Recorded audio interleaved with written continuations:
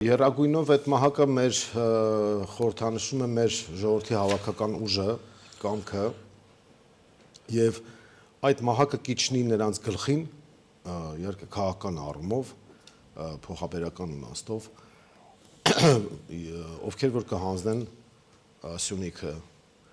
այդ մահակը կիջնի նրանց գլխին, ովքեր Զանգեզուրի միջանցք կտան, այդ մահակը կիջնի նրանց գլխին, ովքեր Հայաստանի Հանրապետությունը կվերացնեն փոխաբերական իմաստով, չէ՞, փոխաբերական իմաստով, որտեղ Ռուբեն Հակոբյանի նման հա, ձեր եթերը վտանգում։ Չէ, տեսեք, մահակը ես դրա համար ասացի, ինքը ժողովրդի հավաքական կամքի մարմնավորումն է, հավաքական ուժի, այսինքն մահակը կիջնի մեր թշնամիների գլխին, բայց մահակը նաև խաղաղություն բերող է, որովհետև ինքը կանխարգելիչ ֆունկցիա ունի, երբ որ տեսնում որ ձեռքդ մահակ կա, այդ բան կա, չէ, ասում ես ինչի անունը տուր, փեդար ձեռդ, կամ այս ինչի հետ ընկերություն արա, բայց փեդը ձեռքիցդ մի գցի։ Այդ ժողովրդական ասացվածքի մարմնավորումներն է։ Հիմա մեր դեպքում տեսեք մահակը կիջնի նրանց գլխին, ովքեր կթալանեն Հայաստանի Հանրապետությունը։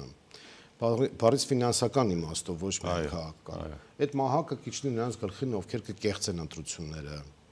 Այդ մահակը կպաշտպանի Հայաստանի Հանրապետությունը եւ մեր կուսակցության սիմվոլի մեջ, գիտեք, նաեւ Մայր Հայաստանի արձանի այսպես նախապատկերն է, ուրվագծումն է,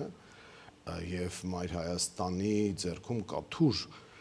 թուրը մի կողմից կարելի է ռազմատենչ ընկալ, բայց մյուս կողմից էլ պատյանում դրած թուրը ցույց է տալիս, որ մենք խաղաղություն եւ հաղթանակ ենք ուզում։ Այս առումով սա կանխարգելի չէ եւ այդպես ստացվել է, վատ չի ստացվել, կարծում եմ, մահակը որպես հապավում, եւ Մայր Հայաստանը այդ մահակով նաեւ, այսինքն օրենքի ուժով քաղաքական դաշտում